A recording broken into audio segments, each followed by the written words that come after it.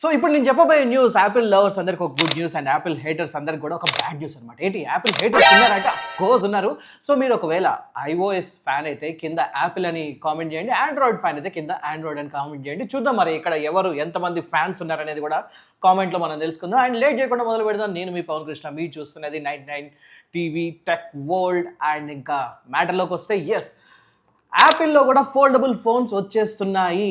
Yes, already వాటికి సంబంధించిన images కూడా రిలీజ్ అయిపోయింది, బయట లీక్ అయిపోయింది. రిలీజ్ కాదు, లీక్ అయిపోయింది అని చెప్పి అనమాట. మ్యాటర్ ఏంటంటే మోటరోలా ఫోల్డింగ్ ఫోన్స్లో ఎప్పటి నుంచో ఉంది, వన్ ప్లస్ కూడా ఇందులోకి వచ్చేసింది. అండ్ సామ్సంగ్ కూడా మనందరికీ తెలిసిందే కావాల్సినంత ప్రీమియం ఫోల్డబుల్ ఫోన్స్ అనేది తీసుకొని వచ్చింది. మరి ఈ మార్కెట్లో, ఈ సెగ్మెంట్లో ఇప్పటి వరకు యాపిల్ అనేది అడుగు పెట్టలేదు. సో యాపిల్ ఎందుకు అడుగు పెట్టలేదంటే దానికి రీజన్స్ నెక్స్ట్ చెప్తాను. బట్ రైట్ నో అయితే మార్కెట్లో కొన్ని ఇమేజెస్ లీక్ అయ్యాయి అనమాట. దాని పేరే యాపిల్ డమ్మీ యూనిట్ ఫొటోస్ అనమాట.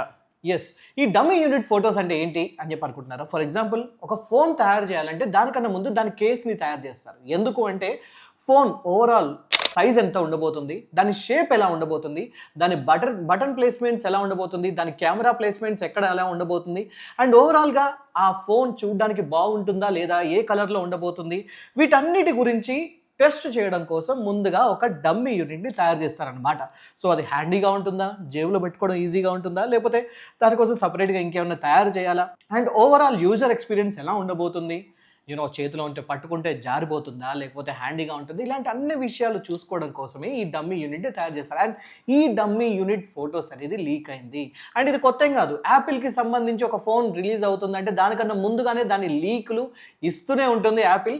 మేము కాదు అన్నా కూడా అది యాపిలే లీకులు ఇస్తుందన్న సంగతి మనందరికీ తెలిసిందే. సో ఈ సెగ్మెంట్లోకి, ఈ ప్రీమియం ఫోల్డబుల్ సెగ్మెంట్లోకి ఇప్పుడు యాపిల్ వస్తుందంటే మాత్రం రానున్న రోజుల్లో మన మొబైల్ ఫోన్స్ ఇండస్ట్రీలో ఒక పెద్ద రివల్యూషన్ రాబోతుంది. ఎందుకంటే ఆల్రెడీ టచ్ స్క్రీన్ వచ్చేసింది. టచ్ స్క్రీన్ వచ్చిన తర్వాత మెల్లమెల్లగా ఇప్పుడే ఫోల్డబుల్ ఫోన్స్ వస్తున్నాయి. ఫోల్డబుల్ ఫోన్స్లో ఒకవేళ యాపిల్ దిగితే మిగతా అన్ని బ్రాండ్లు కూడా ఇందులో దిగుతుంది. ఆ తర్వాత టచ్ స్క్రీన్ అంతా ఓల్డ్ స్కూల్ అయిపోతుంది అండ్ ఫోల్డబుల్ స్క్రీన్స్ అన్నీ కూడా ఇప్పుడు న్యూ జనరేషన్ అయిపోతుంది. సో దీని గురించి ఇంకా డీటెయిల్గా తెలుసుకుందాం పదండి. ఇప్పుడు ఒకసారి లీక్డ్ డిజైన్ గురించి చూసుకుంటే ఇది ఎలా ఉండబోతుంది అంటే నార్మల్ జనరల్ ఇప్పుడు మార్కెట్లో ఉన్న ఫోల్డబుల్ ఫోన్స్ కన్నా కూడా కాస్త డిఫరెంట్గా ఉండబోతుంది అనమాట. అంటే ఇది ఎలా ఉంటుందంటే ఓపెన్ చేస్తే అదొక ఐపాడ్ మినీలా ఉంటుంది, క్లోజ్ చేస్తే ఒక కంపాక్ట్ ఐఫోన్ లాగా ఉండబోతుంది. అండ్ దీని షేప్ కూడా కొంచెం పాస్పోర్ట్ సైజ్ ఉండబోతుంది అని కూడా ఇప్పుడు మనకి ఆల్రెడీ లీకులు, ఆ ఫోటోలు చూస్తే మనకు అర్థమైపోతుంది. సో యాపిల్ స్ట్రాటజీ కూడా ఇదే అయి ఉండొచ్చు అని చెప్పేసి ఇప్పుడు చాలామంది అనుకుంటున్నారు. For example, Samsung Z Fold సిరీస్లో చూసుకున్నట్లయితే అక్కడ సేమ్ ఫోన్ ప్లస్ ట్యాబ్లెట్ కాంబోలో అక్కడ వాళ్ళు రిలీజ్ చేశారు. బట్ ఇక్కడ యాపిల్ ఇంకాస్త ఎక్కువగా టెక్నాలజీ మీద వర్క్ చేస్తుంది. యాపిల్ ఎప్పుడైనా కూడా ఏదో ఒక టెక్నాలజీ మొహం మీద కొట్టకుండా దాని గురించి చాలా ఆలోచిస్తారనమాట. అల్టిమేట్లీ దాని ఇంటర్ఫేస్ ఎలా ఉండబోతుంది, యూజర్ ఎక్స్పీరియన్స్ ఎలా ఉండబోతుంది, దాని టెక్నాలజీ మీద ఎక్కువ వర్క్ చేయబోతుంది. సో ఈసారి కూడా కాస్త లేట్గా అయినా కూడా లేటెస్ట్గా మార్కెట్లో ఒక ఛాలెంజ్ విసరడానికి రెడీగా ఉంది ఈ యాపిల్ సంబంధించిన ఫోల్డబుల్ ఫోన్. సో ఇప్పుడు మనం యాపిల్కి సంబంధించిన ఒకసారి దాని కీ డీటెయిల్స్, స్పెసిఫికేషన్ చూసుకుంటే మాత్రం దాన్ని ఓపెన్ చేస్తే 7.8 ఇంచ్ స్క్రీన్ కనిపించబోతుంది, ఫోల్డ్ చేస్తే 5.5 ఇంచ్ స్క్రీన్ కనబడబోతుంది అనమాట. అంటే ఒక రకంగా మెసేజెస్, కాల్స్ వచ్చినప్పుడు 5.5 ఇంచ్ స్క్రీన్ ఏదైతే ఉందో అవుట్ సైడ్ ఉంటుందో దాన్ని యూజ్ చేసుకుంటే సరిపోతుంది. బట్ మల్టీ టాస్కింగ్ చేయాలన్నా, డాక్యుమెంట్ చూసుకోవాలన్నా, ఎడిటింగ్ చేయాలన్నా, లేకపోతే ఫోటోస్ చూసుకోవాలన్నా, లేకపోతే యూట్యూబ్ బ్రౌజింగ్ ఇలాంటివి ఏం చేయాలన్నా కూడా లోపల ఉన్న స్క్రీన్ ఏదైతే ఓపెన్ చేస్తానో 7.8 ఇంచ్ స్క్రీన్లో హ్యాపీగా చూసుకోవచ్చు. అండ్ దీని interface is going to be one of the most smooth interface అని కూడా ఆల్రెడీ డీటెయిల్స్ అయితే బయటకు వచ్చేసాయి. సో ఇక్కడ యాపిల్కి ఒక మంచి బిగ్ అడ్వాంటేజ్ ఉందన్నమాట. అదేంటంటే Apple ecosystem, iPad, iPhone, Mac, Apple Watch, AirPods ఇలా వీటన్నిటిని ఆల్రెడీ కనెక్టెడ్గా వర్క్ అవుతూనే ఉన్నాయి. అండ్ ఫోల్డబుల్ ఐఫోన్ వస్తే మాత్రం అది ఐఫోన్ అండ్ ఐప్యాడ్ మధ్య ఒక బ్రిడ్జ్ లాగా మారే అవకాశం ఉంది. సో మార్నింగ్ ఫోన్ లాగా యూజ్ చేయొచ్చు అండ్ ఆఫీస్లో నోట్స్, మెయిల్స్, బ్రౌజింగ్ కోసం ట్యాబ్లెట్ లాగా కూడా ఓపెన్ చేయొచ్చు. అండ్ ట్రావెలింగ్లో ఎంటర్టైన్మెంట్ కోసం మినీ స్క్రీన్ లాగా కూడా యూజ్ చేయొచ్చు అనమాట. అంటే ఇప్పటి నుంచి ఫోన్ కోసం ఒకటి సపరేట్గా, ట్యాబ్లెట్ కోసం ఇంకోటి సపరేట్గా క్యారీ చేయాల్సిన అవసరం ఇప్పుడు చాలా మందికి తగ్గిపోయే అవకాశం ఉంది. ఇప్పుడు సామ్సంగ్ కాంపిటీషన్ గురించి మాట్లాడితే సామ్సంగ్ ఫోల్డబుల్ మార్కెట్లో ఒక మంచి పైనీర్ అని చెప్పుకోవడంలో ఎటువంటి డౌట్ లేదు. గెలాక్సీ Z Fold సిరీస్ అయినా లేకపోతే Z Flip సిరీస్తో సామ్సంగ్కి ఆల్రెడీ మంచి ఫోల్డబుల్ కేటగిరీని బిల్డ్ చేసి వాళ్ళ దగ్గర పెట్టుకొని ఉందన్నమాట. సో ఓవరాల్గా సామ్సంగ్ దగ్గర ఫోల్డబుల్ హింజ్ ఎక్స్పీరియన్స్ ఉంది, డిస్ప్లే డ్యూరబిలిటీ మీద ఇయర్స్ ఆఫ్ లెర్నింగ్ ఉంది, and software multi tasking features కూడా చాలా స్ట్రాంగ్గా ఉన్నాయన్నమాట. సో ఇలాంటి టైంలో ఒకవేళ యాపిల్ ఫోల్డబుల్ ఫోన్స్ కనుక మార్కెట్లోకి వస్తే శాంసంగ్కి ఇంకా చుక్కలే కనబడతాయి. ఎందుకని చెప్పి అనుకుంటున్నారా? యాపిల్ కనుక ఈ ఎకో సిస్టంలోకి వచ్చింది అనుకోండి, యాపిల్ని ఫాలో అవుతూ చాలా ఫోన్స్ మార్కెట్లోకి వస్తాయి. ఆల్రెడీ మనం చూస్తూనే ఉంటాం, చాలా మంచి మంచి కంపెనీలు కూడా యాపిల్ ఒక ఫోన్ రిలీజ్ చేస్తే దానికి 99% సిమిలర్గా ఒక 1% కొంచెం తక్కువగా అలాంటి ఫోన్లే రిలీజ్ చేస్తూ ఉంటాయి. సో ఫోల్డబుల్ సిరీస్లో యాపిల్ వచ్చిందంటే ఈ ఎకో సిస్టంలో మిగతా అన్నీ కూడా దిగుతాయి. అప్పుడు శాంసంగ్ మీద విపరీతమైన ప్రెషర్ పెరిగే అవకాశం ఉంది. ఇంతకాలం శాంసంగ్ ఏదైతే ఏకఛత్రాధిపత్యం నడిపించిందో, ఫోల్డబుల్ ఫోన్స్ మా దగ్గరే ఉన్నాయి అని చెప్పి ఏదైతే చూపించిందో దానికి ఇంకా తెరబడినట్టు అవుతుంది అనమాట. అండ్ ఆబ్వియస్లీ రేట్లు అనేది తగ్గిపోయే అవకాశం కూడా కనిపిస్తూ ఉంటుంది. అండ్ మోర్ ఓవర్ పబ్లిక్లో ఇప్పటి వరకు ఉన్న ఏదైతే డౌట్స్, ఫోల్డబుల్ టచ్ స్క్రీన్స్ లేకపోతే ఫోల్డబుల్ ఫోన్స్ ఏవైతే మనం వాడతామో వాటికి సంబంధించి చాలా అపోహలు ఉన్నాయి అండ్ చాలా డౌట్స్ ఉన్నాయి. వాటన్నిటిని క్లియర్ అవుతుంది అనమాట. ఫర్ ఎగ్జాంపుల్ అలాంటి డౌట్స్ ఏమేమి ఉన్నాయని చూస్తే, సో క్రీజ్ ప్రాబ్లం ఉంటుందా, లేకపోతే ఫోన్ థిక్గా ఉంటుందా లేదా, బ్యాటరీ లైఫ్ ఎలా ఉండబోతుంది, పెర్ఫార్మెన్స్ ఎలా ఉండబోతుంది, రిపేర్ కాస్ట్ ఎక్కువ, లేకపోతే యాప్స్ అన్ని ప్రాపర్లీ ఫిట్ అవుతాయా లేదా, ఇలాంటి కామన్ డౌట్స్ అనేది ఉంటూ ఉంటాయి. బట్ ఇక్కడే ఒక బిగ్గెస్ట్ ప్రాబ్లం ఉంది. అదేంటంటే ప్రైస్. ఈ ప్రైస్ దగ్గరకు వచ్చేసరికి ఒక కిడ్నీ కాదు 2 కిడ్నీలు అమ్ముకోవాల్సి వస్తుంది, ఒక గాజులు కాదు 2 గాజులు అమ్ముకోవాల్సి వస్తుందేమో అనిపిస్తుంది. పాయింట్ ఏంటంటే ఈ యాపిల్ ఫోల్డబుల్ ఫోన్కి సంబంధించి ప్రైస్ ఇప్పుడు మార్కెట్లో ఉన్న ఎస్టిమేషన్ వచ్చేసి $2,000 అంటున్నారు. అంటే ప్రజెంట్ యూఎస్డీ నుంచి ఐఎన్ఆర్లోకి దీన్ని చేస్తే మాత్రం దగ్గర 2 లక్షలు అయితే అవుతుంది. దీనికి ఇంకా ట్యాక్స్లని, ఇంపోర్ట్ డ్యూటీస్ అని, ఆ డ్యూటీలని, ఈ ట్యాక్స్లని అన్నీ కలుపుకుంటే మాత్రం దగ్గర 2.5 లక్షలు పై మాటే అయ్యే అవకాశాలు అయితే కనిపిస్తుంది అనమాట.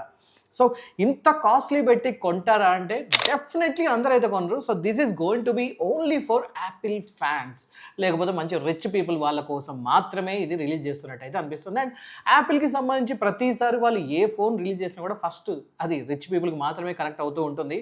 అండ్ ఈ లోపల కొంతమంది ఈఎంఐలో కొనుక్కొని మేము కూడా రిచ్ అని చూపించుకోవడం కోసం కొంతమంది కొంటూ ఉంటారు, దానికోసం క్యూ లైన్లో వెయిట్ చేస్తూ ఉంటారు. అండ్ ఇదే సీను మళ్ళీ రిపీట్ అవబోతుంది అనమాట. అండ్ ఇప్పుడు ముఖ్యంగా మాట్లాడుకోవాల్సింది మిడిల్ క్రీజ్ ప్రాబ్లం. అంటే ఈ మిడిల్ క్రీజ్ ప్రాబ్లం అంటే ఇప్పుడు ఎలా అయితే ఫోల్డ్ చేసేటప్పుడు ఈ మధ్య భాగం ఉంటుందో అక్కడ కాస్త ఫోల్డింగ్ అనేది కనిపించే అవకాశం ఉంది, లేకపోతే కొంచెం క్రాక్స్ కానీ లేకపోతే కొంచెం స్క్రాచెస్ కానీ పడే అవకాశాలు కనిపిస్తున్నాయి. సో దీనివల్లనే చాలామంది కొనడానికి భయపడుతూ ఉన్నారు, ఆలోచిస్తూ ఉన్నారు. అండ్ కొన్ని ఫోన్స్లో మనకి కనిపించింది కూడా. బట్ ఒకవేళ యాపిల్ కనుక దీన్ని ఓవర్కమ్ చేస్తే మాత్రం ఇది ఒక గేమ్ చేంజర్ అవ్వబోతుంది. అండ్ చాలామంది ఈసారి యాపిల్ అది చేసిందని చెప్పి అంటున్నారు. ఎందుకంటే ఇలాంటి ఇష్యూస్ ఉన్నప్పుడు యాపిల్ బేసికల్లీ వెంటనే అలాంటి టెక్ని అడాప్ట్ చేసుకోదు. యాపిల్ ఎప్పుడైనా సరే వెయిట్ అండ్ గో అనే ఒక స్ట్రాటజీని ఫాలో అవుతూ ఉంటుంది. సో వెయిట్ అండ్ సీ అనే ఈ స్ట్రాటజీ ఫాలో అవుతున్నప్పుడు తప్పకుండా వాళ్ళు దీన్ని ఓవర్కమ్ చేశారని చెప్పి ఇప్పుడు ప్రస్తుతానికి అయితే అందరూ అనుకుంటున్నారు. And second most important is hinge durability. ఇప్పుడు ఫోల్డబుల్ ఫోన్ అంటే రోజుకు 100 సార్లు ఓపెన్ అండ్ క్లోజ్ చేస్తూ ఉంటాం. సో ఈ ఓపెన్ అండ్ క్లోజ్ చేసేటప్పుడు అది స్మూత్గా ఓపెన్ క్లోజ్ అవుతుందా, at the same time dust protection అనేది ఉంటుందా లేదా, అండ్ లాంగ్ రన్లో దీని డ్యూరబిలిటీ ఎలా ఉంటుంది అనే దాని గురించి కూడా ఇప్పుడు చాలామంది ఆలోచిస్తున్నారు. దాన్ని కూడా ఓవర్కమ్ చేసే అవకాశాలు కనిపిస్తుంది ఈ Apple foldable phone. So Samsung కూడా ఫస్ట్లో కొంచెం ప్రగల్భాలు పలికింది, మేము 1 lakh టైమ్స్ మీరు ఓపెన్ క్లోజ్ చేసినా కూడా మాకేం కాదు అని చెప్పి అన్నారు. కానీ కొన్ని ఫోన్లు అయితే అది ఫెయిల్ అయింది. బట్ ఈసారి అది వీళ్ళు ఓవర్కమ్ చేశారా లేదా అనేది మాత్రం ఫోన్ రిలీజ్ అయ్యాకనే తెలుస్తుంది. ఆబ్వియస్లీ ఫోన్ రిలీజ్ అయిన వెంటనే చాలామంది ఉంటారు కదా, దాన్ని 1,00,000 సార్లు ఓపెన్ చేయడానికి రెడీగా ఉంటారు, దానికి రకరకాల హింసలు పెట్టి ఇది వర్క్ అవుతుందా లేదా అని చూపించే వాళ్ళు ఉంటారు. కాబట్టి అప్పటికి మనకి మెయిన్ ఫ్యాక్టర్ అనేది బయటకు వచ్చేస్తుంది. And third thing is again సాఫ్ట్వేర్కి సంబంధించి మనం మాట్లాడుకోవాలి.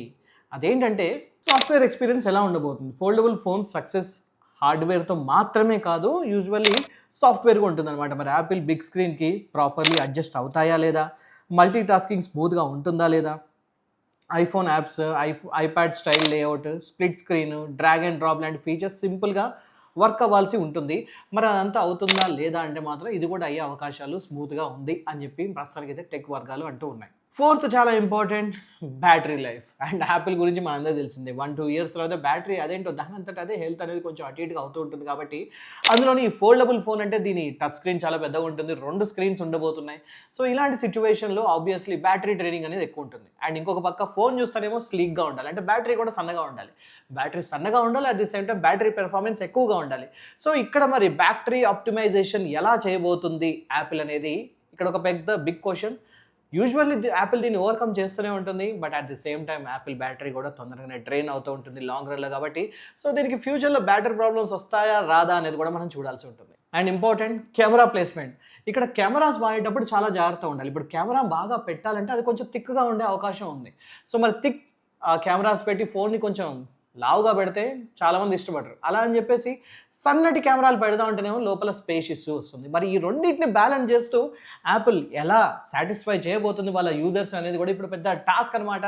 మరి దీన్ని వీళ్ళు ఎలా ఓవర్కమ్ చేస్తారు? ఏమైనా కొత్త టెక్నాలజీతో రాబోతున్నారా అంటే మాత్రం ఫోన్ రిలీజ్ అయ్యాక తప్పకుండా దాని గురించి మీకోసం ఒక రివ్యూ అయితే చెప్తాను. ప్రస్తుతానికి దీని గురించి ఏం అవ్వబోతుంది అనేది నేను కూడా వెయిట్ చేస్తూ ఉన్నాను అనమాట. అండ్ ఈ లీక్స్లో ఇంకొక ఇంట్రెస్టింగ్ పాయింట్ ఏంటంటే యాపిల్ ఫోల్డబుల్ ఫోన్ వచ్చేసి దీని సైజ్ అండ్ షేప్ వచ్చేసి కాస్త షార్ట్ అండ్ వైడర్గా ఉండే అవకాశం ఉంది అంటున్నారు. అందుకోసం పాస్పోర్ట్ సైజ్ ఉండే అవకాశం ఉంది అంటున్నారు. బట్ ఇంతకుముందు రిలీజ్ అయిన శాంసంగ్ ఫోన్ చూసుకుంటే అది టాల్ అండ్ నారోగా ఉండేది అనమాట.